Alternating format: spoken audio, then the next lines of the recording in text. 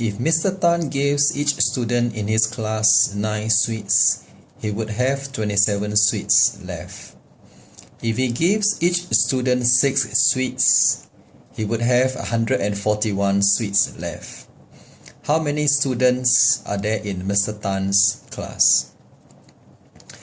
The first step towards solving a problem sum question like this is always to first capture the key informations given in the questions, either in the table or represented in a picture or in a model, depending on the types of questions. In this question, we will use a table to capture the key informations, and this first step is important because it will help you to better understand the questions, and more importantly, to help you to see and to develop an approach towards solving the problem sum questions. So in this question, we are told that in the first case, the first scenario, if Mr. Tan were to give 9 sweets to each student, he would have a balance of 27 sweets left. And if he were to give 6 sweets per student, he would have a balance of 141 sweets left. So that's the key information that's given in these questions. And now that we have captured it, how do we go about solving these questions? The approach to solve a question of this nature is actually pretty straightforward. It only involves 3 steps, and in a moment I will show you the approach. And is actually a general approach that can be used to solve all questions of this nature, and it always involves the same 3 steps, which I would illustrate in the next moment.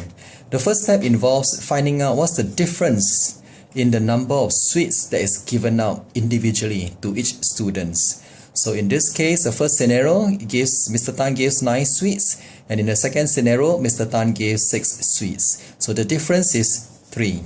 So that's the first step. We always find what's the difference in the number of sweets that is given to each individual students in the 2 different scenarios. So in this case, we determine that to be 3 sweets. The next step we do is we find what's the total difference in the number of sweets that's given out.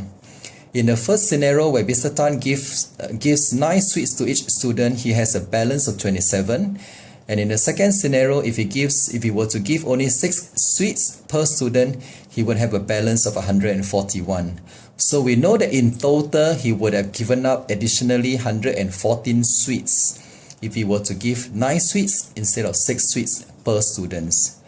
So if we know that in total, he has given out 114 more sweets, if he were to give 3 sweets more per student, to find the number of students in Mr. Tan's class, I'm sure you can see by now that it is simply 114 divided by 3, or 38 students in Mr. Tan's class. So quite simply, the question has been solved, involving just 3 steps. So I just recap very quickly. The first step always involves finding out what's the difference in the number of sweets that's given out between the 2 scenarios. So in this case, 9 versus 6, so there's a difference of 3 sweets per student. Second step involves finding out what's the difference in the total number of sweets that's been given out. So in the first scenario, where you give 9 sweets, you have a balance of 27.